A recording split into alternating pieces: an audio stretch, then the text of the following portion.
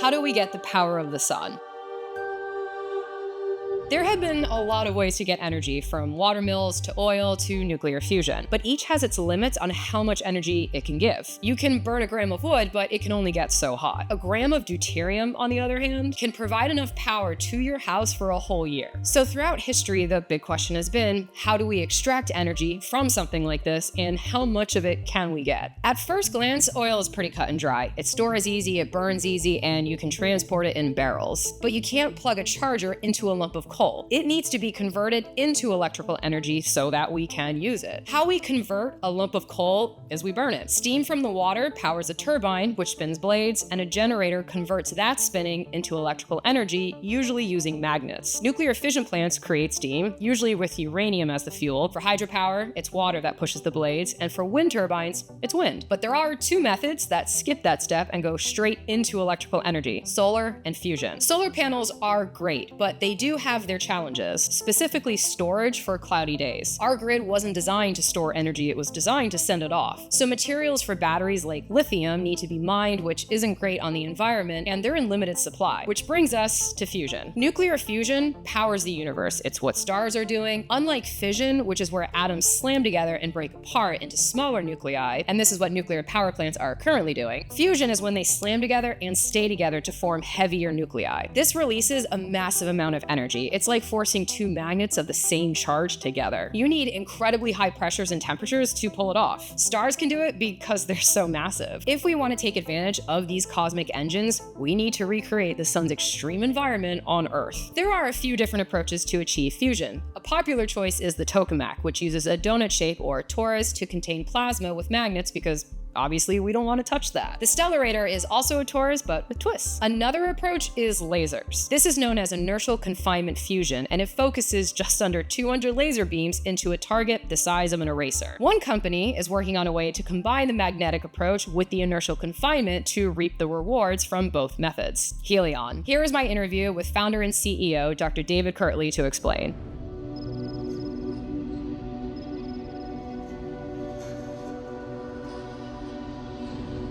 Hi, my name is Ashley Christine. I'm a STEM communicator on social media, and I am here today at Helion with the CEO, David Kirtley. Thank you. I'm glad you're here. Thank you. If you can explain to me, what is, to start with, nuclear fission and what everybody knows about it, nuclear power plants, Chernobyl, and the history, that part of fission? Yeah, so nuclear power, nuclear fission, it's fundamentally you're taking very heavy elements, uranium, plutonium, thorium, and then you take those big heavy elements and you crack them in half.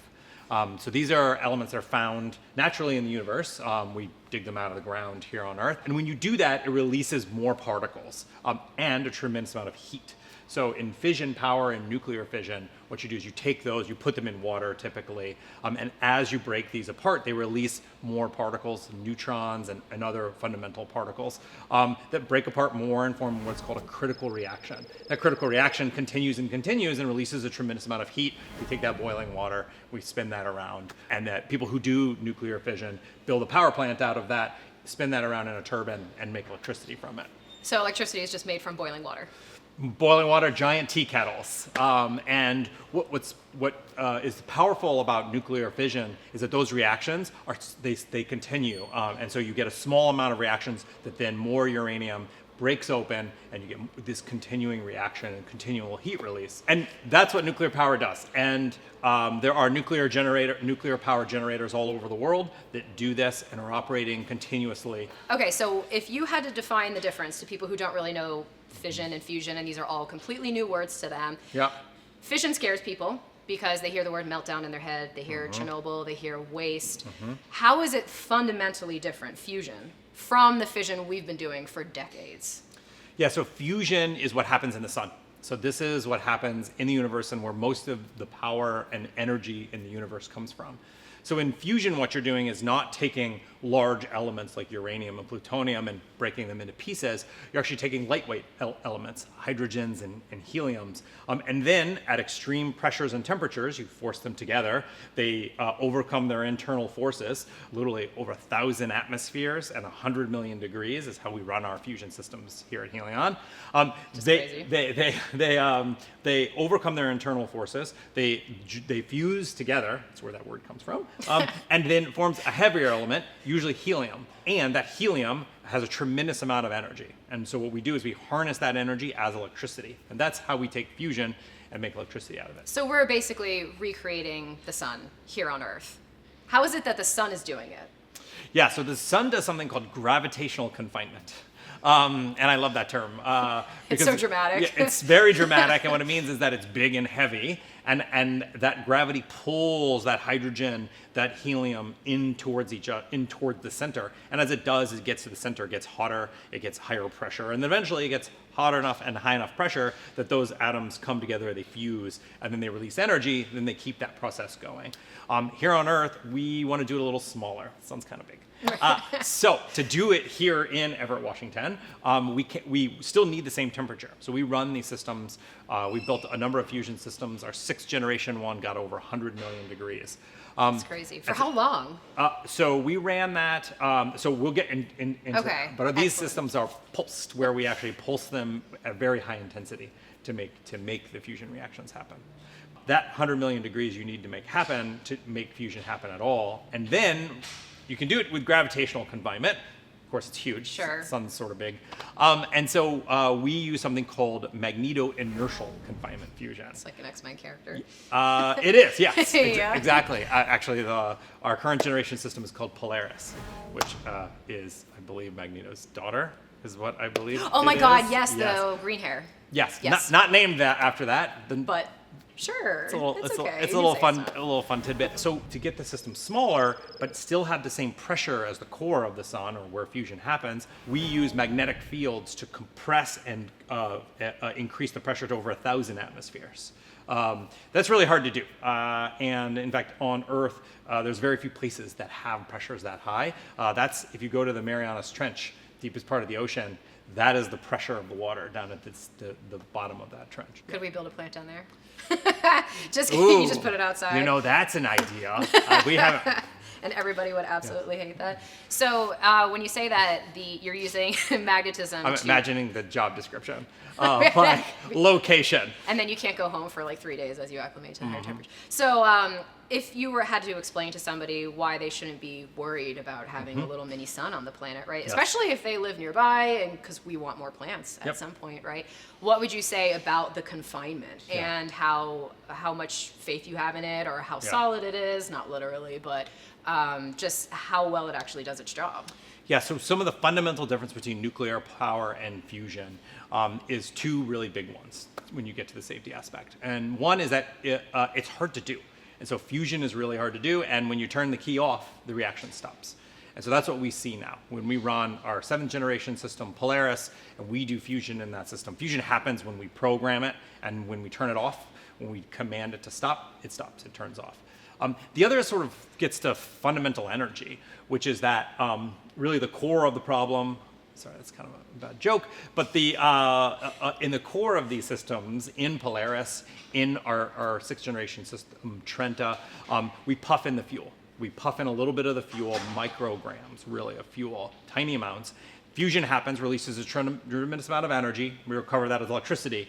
But in nuclear power, you have this core of the reactor where you have lots and lots of fuel. And so you spend a lot of your work in your engineering to make sure that that's always safe. Where in our system, just because in fusion there's so little fuel injected, you naturally have a system that if something goes wrong, there's a meteor that strikes the thing or something, like the worst case scenario, that's what we designed to actually, is meteors. Just in case. Just in case. Is that it shuts off and that fusion's not your problem anymore. The meteor is your problem, but that one, that's part of the design. So in fission, why is there a runaway for that, but there's not a runaway for what you're doing here with fusion? Yeah, so just if you think about the amount of energy available for the reaction, is that there's just not enough energy in fusion. Even if you burned all of the fusion fuel that you had injected in your system, it would still turn off. and because you're not putting more fuel into it. Why does fission continue though? Because there's a lot of fuel in the core. So what it's going to be really interesting is trying to break down how we're putting a bunch, because I think people look at it like gasoline in a car, right? Yep. If I put X amount of gasoline into a car, I'm going to get X amount of energy out of it. Yep. But you're saying we're actually using a lot less energy, but it's going just as far. Yeah, I think the analogy is more the energy you're putting into the engine of the car versus the energy and fuel in the gas tank of the car. And, I like that. and so if you put in just a little bit of fuel, it makes the pistons go, it turns the wheels, the car moves. But if you have a fuel tank and you ignite that fuel tank, then you have a lot more possible kinetic energy to use. You can get into some of the more deeper physics than we can of how the reactions sustain and grow. Well, yeah, I mean, because the thing that I'm thinking of is most people have seen Chernobyl. And so they're thinking of the rods. And so I think those are going to be where the questions where they're like, okay, but why don't you use those? And is there even any use for it? And why did they not work for fission? And so I think relating it to probably common TV shows, even if people don't understand it entirely, it's like, where are the rods? Yeah, so what the rods are doing is they're controlling that reaction in a nuclear fission reactor, where you're putting those rods in and they're stopping the reaction. They're absorbing any extra of neutrons or any extra of the high energy particles that are flying around. Which we don't want to touch us. And we don't want to touch us. Right. Okay. Luckily, as humans, we know how to do this pretty safe now, where you have it in a containment vessel and you hold all those things together. But still, fundamentally, you spend a lot of your engineering work designing those safety systems. In fusion, it's quite a bit different. In fusion, you've puffed in just a little bit of fuel. You have this fusion reaction that's happening, but only when you're squeezing on it, only when you're compressing it. With your electromagnetic energy. And as soon as you stop compressing it, the reaction turns off. As soon as you stop injecting fuel, the reaction turns off. Actually, the hard part is actually getting the fusion to go, not getting the fusion to stop. And if you have a gas, this is called the ideal gas law. It happens in a balloon. If you have a gas that's expanding, it cools. So what exactly happens in fusion is as more reactions happen, it then expands and cools, and the reactions slow down. And so you have this system that just cannot fundamentally run away at all. I think that will make people feel much better. So as far as the fusion designs go, there's quite a few of them. How does what you do differ from the Stellarator and the Tokamak that is becoming pretty popular, and people have seen images of those donuts and the swirly thing? The swirly thing? The swirly thing and the donut. It certainly does. It certainly does swirl. Yeah. I think ours swirl too, but it's swirly donuts. Yeah. I mean, we also have donuts as well. So I guess everybody loves donuts in fusion. We do. So there's a couple of fundamental, what we call magnetic topologies in fusion. But so one of the most common is the Stellarator. It's one of the earliest ones. There's another one called the Tokamak that are what we call magnetic fusion or steady fusion. And in these systems, you have usually superconductors, but you have very high intensity electromagnets that hold this fusion fuel at high pressure. And then you inject heat. The fusion fuel swirls around in this donut and then eventually gets to high enough temperature that fusion now starts. The fusion reaction starts, more heat is created, and then it continues. It stays on. It stays on in something we call an ignition. And it can't do these runaway reactions, but it can do what's called ignition, where it's now producing heat and energy at the same rate that it's trying to expand and lose it. And so you end up with this nice steady operating condition. And that's been studied for a lot of years, and we've built a number of those all over the United States and all over the world. But there's another kind of fusion that we do called Magneto inertial fusion, because when you're trying to hold on to this very high pressure, this 100 million degree, this 1,000 atmosphere gas for long periods of time, nature doesn't like to stay confined. And so what happens is this gas tries to get out. And when it gets out, it cools and the reaction stops. And so it's safe, but it does mean that it's hard to make that reaction continue and make lots of electricity from it. They also tend to be really big. I think the leading one is maybe 6 stories tall and tens of billions of dollars to go just demonstrate it. We do something different called Magneto inertial fusion. We still have to get to that 100 million degrees, which at Helion we've shown we can do, but you also have to now get to high pressure. And you have to get to high pressure, but rather than doing it for continuously or steadily and trying to confine it for large periods of time, we do it in a pulse. So we do this, think about piston in an engine. We inject our fusion fuel, and then using electric fields, no moving parts, but electric fields, we then compress and squeeze that fusion fuel to really high temperatures and pressures. Fusion happens, and then it pushes back and expands. talked about this, and it expands and cools. And as it does that, we actually can extract that electromagnetic energy as electricity directly. And so that's what we do. Extract it, it exhausts all that energy, it exhausts all the fuel. We wait a little bit, we puff in more fuel, and we repeat the process. So if we were going to talk about the electrical consumption of just turning this thing on, eventually it's going to be a self-sustaining. How is it basically turning on? Like, where is it getting its electricity from? The analogy I like is pistons in an engine. Okay. In an engine, you have one piston, and you compress the fuel until it gets to critical pressure and temperature. It ignites, it burns, a chemical reaction, not a fusion reaction in this case. It expands and it pushes the piston, and you use that energy to compress the next piston. And then that continues the cycle, and the pistons oscillate back and forth, and the wheels turn, and cars work. Right. But in what we do is something very similar to that, where we take the electricity that we've stored. We have a piece of electronics we call a capacitor. We have lots of capacitors. It's something something we do at Helion is make a lot of capacitors. It's pretty smart. Take those capacitors with electricity that's stored in them. We put them into the piston, in our case, the magnetic field, that compresses the fusion fuel. Fusion happens, it pushes back on the electric field, and then recharges that capacitor. And so if we did everything right, we did fusion, we were very efficient about it, and now we have more electricity in that capacitor than we started with. We can take a little bit of it, we can sell it, and we can use the rest of it to run the process again. And so then we just, in reciprocating fashion, take that electricity from the capacitor, put it into fusion, put it back into the capacitor, and go back and slosh back and forth. So in theory, that's what we do now. You could turn this on and then be off grid, so to speak. That's the goal. Yeah, we call that. It's called black start capability, where and you need a little bit of electricity to get started. You could use a solar panel to recharge that capacitor. You could use 2 Tesla power walls. That's about the energy you need to start it. Yep. Okay. And then so you charge up that capacitor, and then you very quickly put all the electricity into your electromagnets. Do you have a kind of rough timeline or ETA when you plan on this building being run by it? Ooh, good question. Now you're asking me a zoning question, which is it a zoning issue? We're not going to talk about that. Okay. What we are doing, though, is we're building our first power plant, and we call that Orion. We actually started construction on that a few months ago now, moving earth, building the buildings that the fusion generators will go into. And so our goal is to have that online, Orion online in 2028, putting electrons on the grid. That's part of a deal we have with Microsoft to power one of their data centers. Is it nearby there? So they have a number of data centers in the area. You can't use current power lines, or would you plan on using current power lines? Yeah, so our goal at Helion is not just to do fusion, but it's to build generators, put them on the grid, and make electricity everywhere. Right. So a lot of what Orion's doing is proving out doing that for the first time. So Orion specifically, we're working with the utility district. It's been a really great partnership to build the world's first fusion power plant, where we'll take and we'll plug right into their substation.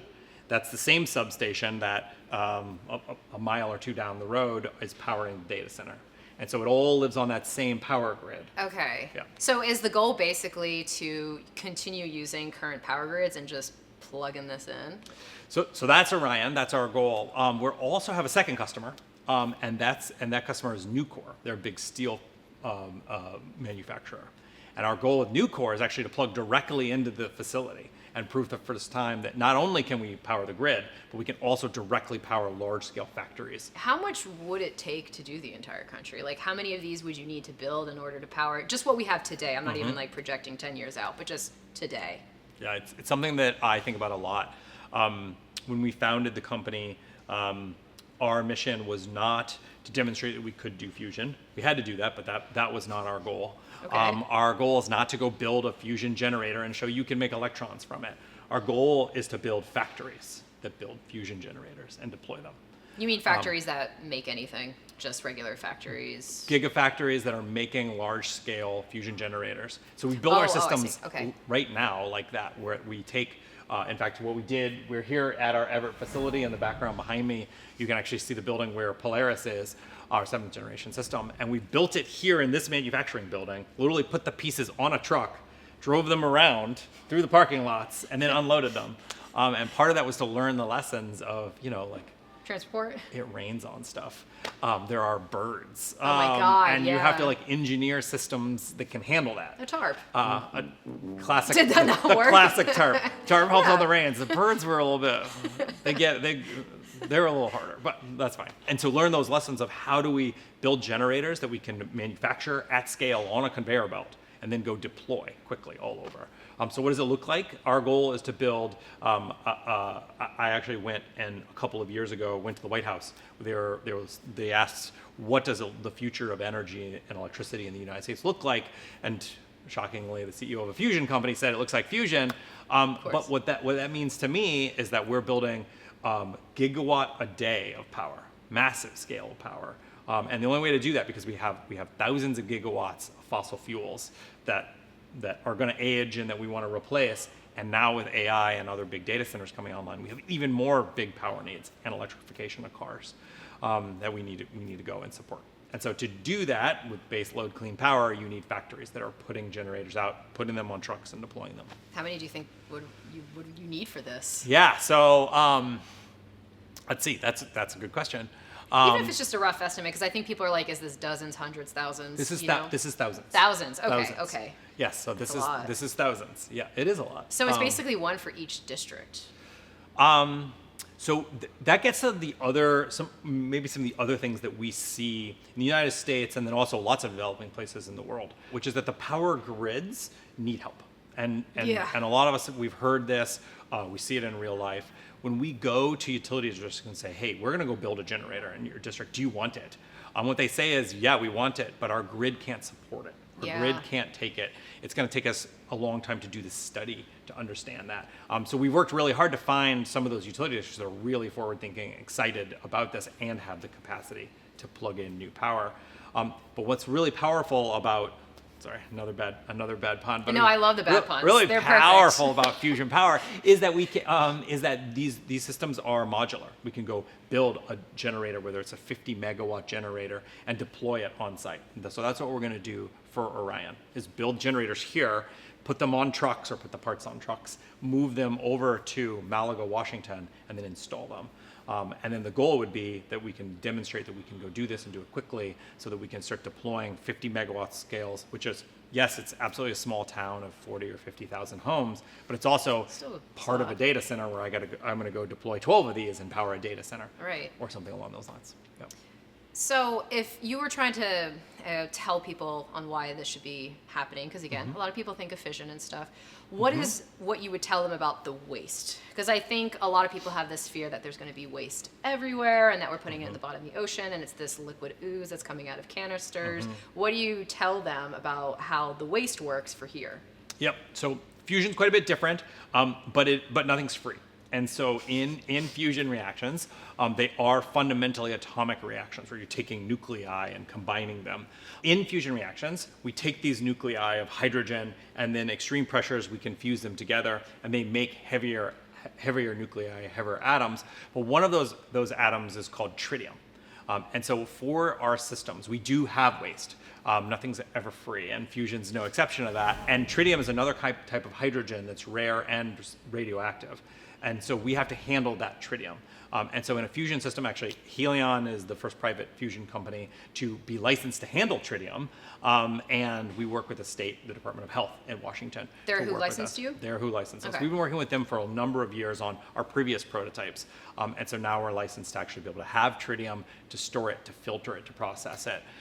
So in tritium, a 50 megawatt system that we're building today would have a canister about this big worth of tritium that you store it. Now, what's really nice about tritium, I can't make the power joke 2 times in an interview. Well, I'll just bleep you out. No, I'm just kidding.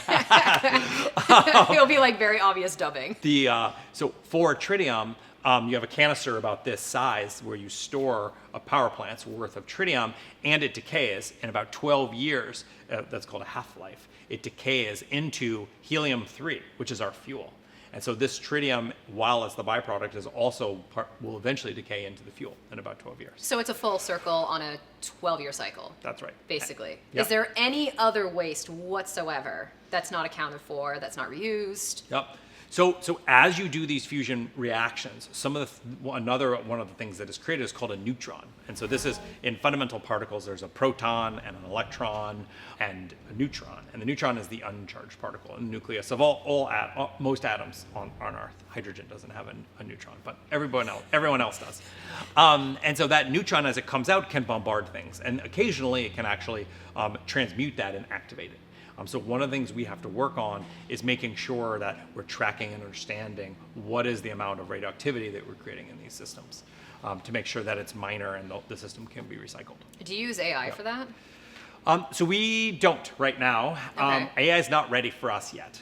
Why? But How it's, so? but it's moving fast. So Okay. so we anticipate that it will help.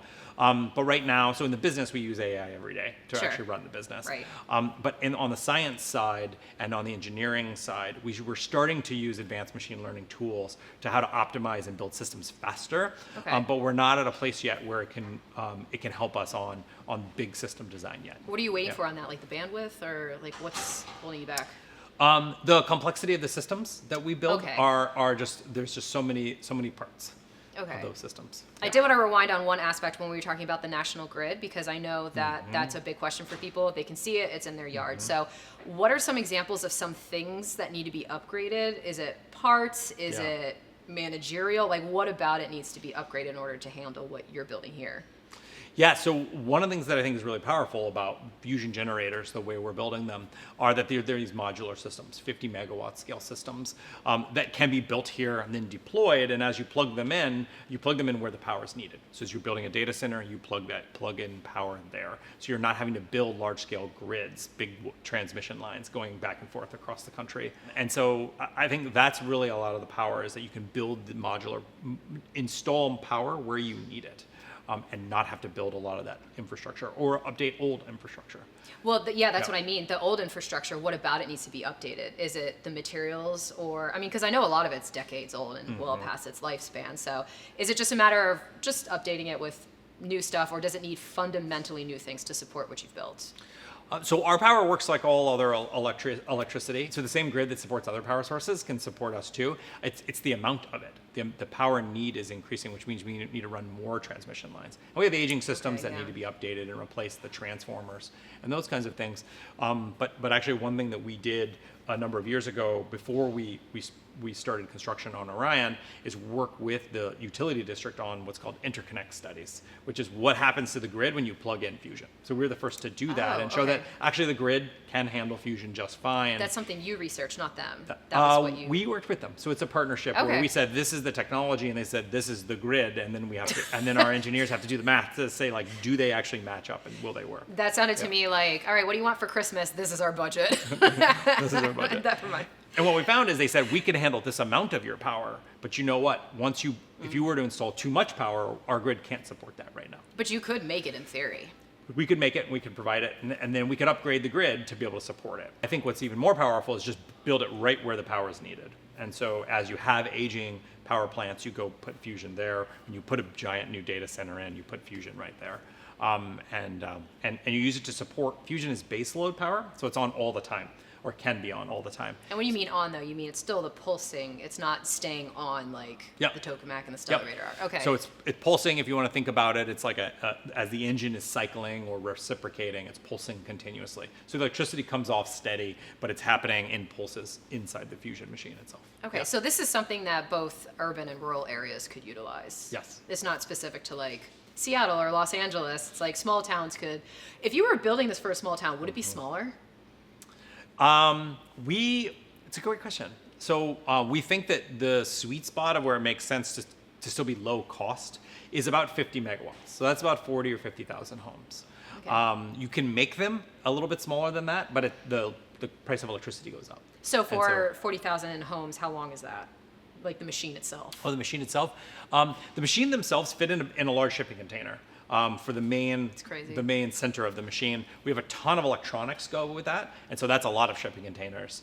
I see. And so for Polaris, behind us is a 27,000 square foot building, and that's a scale of a 50 megawatts power plant, so about that 40,000 homes. Okay. So it's a lot smaller than most other types of power, but still industrial scale. Do you see this being in anything other than the grid, like cars, planes, spaceships? I think people hear fusion engine in their minds and they Yeah. think of like The Expanse or something, which Yep. if you haven't seen the show, it's really great. But do you see it being in anything other than just powering the grid, or? Yeah. Also, in the Expanse, it was also pulsed fusion. So I think Was I it? think a different kind, but yeah, when they inject that thing in and they, You're they do the right. pulse. I remember the scene they where pulse, yes. yeah, where Naomi's in there and the balls are just. Oh, I remember. Yep. Okay, yes, It's a little bit different than us, Yeah. but still that same pulse. Wow, yeah. that was hardcore nerdum. No, I love that. Okay. Right now we're focused on we got to go build these systems, deploy them, make electricity with them, and save the world and all those things. We do think about what it would take to put them on large-scale ships or maybe spacecraft one day. Oh shit, like a cargo ship, like cargo ocean ships. cargo ship. Okay. Yeah, but right now our focus is just going and building these. Honestly, building them here, and honestly, if you can build fusion in a way that you can build it in a big factory where it's on conveyor belts, and you're actually just moving through, then now some of those things get unlocked. So your plan is to basically make this like a manufacturing line where you just crank these things out like all of the time. That's right. That's Yep, like a multi-billion-dollar idea right there. That's- What made you at want to? least. Oh yeah. What made you want to do this as opposed to doing a Stellarator or Tokamak? Like, what made you decide like, no, we're Yep. gonna do it this way? Yeah, so I sort of like everybody growing up wanted to save the world. Sure. Yeah. You're actually doing it though. And my parents were my father an engineer, my mother a chemist. So like I grew up my childhood building things, taking them apart. Can they adopt me? Sometimes, but Sorry. I'll ask. Sometimes putting them back together correctly, sometimes not. But learning how all those things work. I went to school and I looked out in the world. I actually also grew up. My father was in the Navy, and so I got to see the world, going to all new places all over the world. But some of those places are little islands, and one thing living on an island is that power is a hard problem. Yeah. Like where do you get it? You get it from the oil tankers shipping in this stuff. And so you see it growing up. It's really there in your face. And so I wanted to go and solve energy problems, and I learned all about science. And one thing I learned is that the universe is powered by fusion reactions. Yeah. And so, but we don't do it here on Earth. That feels like a shame. Let's go learn how to do that. It seems like a good idea. And so I spent a lot of years learning fusion, actually working on fusion spacecraft that's so cool. research and all kinds of stuff. And one thing that I saw pretty clearly is the technologies that I learned in school were really far out from being deployed. That the Tokamak and the Stellarator, and there's been tons of progress on it. It's just absolutely amazing what Yeah. as humans we have done there. We're still 6-story buildings, still decades away. Why decades away though? Is it just a size thing? I think so. What I've learned in my career is as you build more expensive technology projects that are bigger in physical scale, they require more materials, more humans are working on them, they slow down. They get more complex, they slow down, bureaucracies happen. Slow down as in the production of it or in its function? It just doesn't work as well. The function of it, the business of it, because everything about scale means it's just harder to go build. Sometimes you also need to have international treaties and other things that get politics involved, and that's slow too. Yeah. So our goal has always been, what is the smallest way to do fusion, not the biggest. That if it's small, we can go make a lot of them. And so we can always get the electricity to the world at the scale it needs. But I want as small as we can do. The physics says I can't get too small, but Sure, but at some scale. And so that's been our focus at Helion.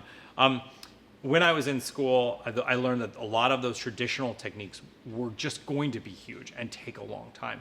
And so I actually left fusion entirely and went to work for the Air Force, building spacecraft, ironically. Oh, no way? Oh, that's plasma awesome. thrusters and engines, and learn how to run teams and build things that were small and fast and agile, Yeah. teams that were agile, all of those things. Met my co-founders when I moved up here to Washington, and we started working on some new approaches to fusion that were way smaller than what other people had been working on. And we were able to, in the size of a machine about this big, demonstrate fusion, that we could do it. We could hit tens of millions of degrees, make fusion reactions, and set records for private companies doing fusion.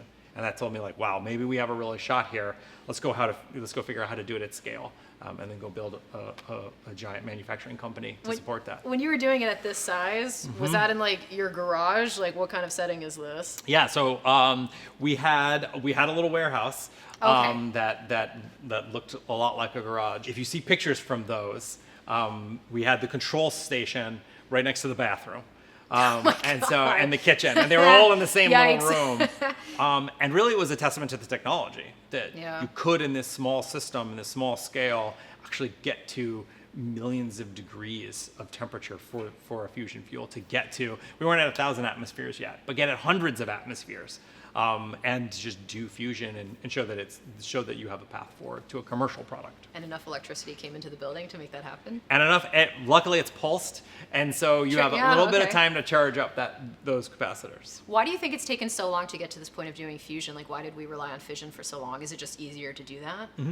Fission's easier for the fundamental reaction. In fact, I think in fission, it's the physical reaction, because it's self-sustaining and because you can have this chain reaction, is actually, once you get it going, it's actually quite easy to keep it going. In fact, that's the hard part, is turning it off. Right, yeah. And in fusion, it's the inverse, is that you have to get it going and then you have to, and then keep it going. And that's actually the hard part. Is there any aspect of this that you get worried about from like a weapon standpoint or from a military standpoint? In fusion, when we started this, so fusion is still a fundamentally atomic process. And so you do think about what is the national security impact of this. Yeah. And so I went out and started talking with those experts called Proliferation. Those experts in the world of, like, is this something you're going to worry about? It's not the same reaction. It doesn't have the same materials. You can't use it to make weapons. But are you still worried about it? And what they said is, no, we want fusion. Because the more fusion you have, the less of the other stuff, the enriched uranium, that you'll have in the world. And so that's what they said. They said you need to get out there in the world, all over the world, as fast as possible. So you're not worried at all about anybody turning this technology into something else? No, we don't see that as the physics doesn't support it, the engineering doesn't support it. And why not? In what way? Like, how is it different from, again, because Oppenheimer came out, in the summer, and I think everybody became a slight physics expert. But why would you say... Everyone becomes a nuclear expert overnight. Yep. What would you say is the difference of what Oppenheimer was doing and what's happening in that lab, and why that bomb worked versus a word that sounds very similar? Fusion and fission sound so identical. I can't go back to the 1950s and change those words, but I know. I know. It's so frustrating. Like, I get it, because it's like the opposite ends of physics. Yeah, but it confuses people. But why is that different from what you're doing, and why can it not be built not the exact same way, but a similar way as to what he did, even though the words are similar? Yeah. So fundamentally, in nuclear reactions, in fission reactions, you have that chain reaction. So a small amount of input energy can release a tremendous amount of energy. And you can imagine that being used for explosive or other things. And in fusion, that doesn't happen. That, as you start doing that reaction, it turns off. Energy is released, just enough energy and electricity to do useful, productive things, and then it turns itself off. The other big part to it is that you don't have the same materials. You don't have uranium and plutonium in fusion systems. And that's a really just absolutely fundamental difference.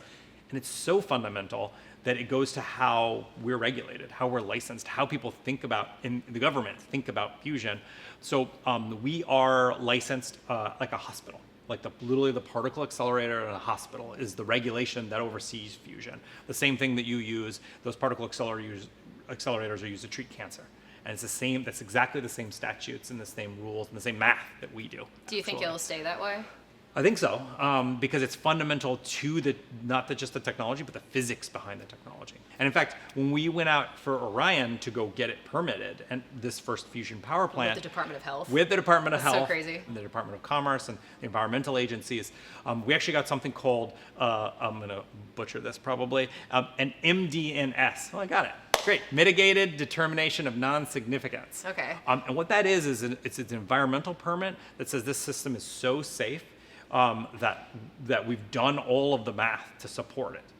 And we believe that you can go forward at high speed and start building these systems. In fact, almost no power systems other than solar panels on your roof can get one of these determinations. Yeah, I'm going to have to break down basically how everything's boiling water, except for solar panels and nuclear fusion. Thank you so much for all of your knowledge and for breaking everything down here. I'm so excited to show people the differences and the future of fusion and how it's not 50 years away. Yeah, I'm glad you got to come see our factory and see what we're building. It's so great. Thank you so much. You're welcome.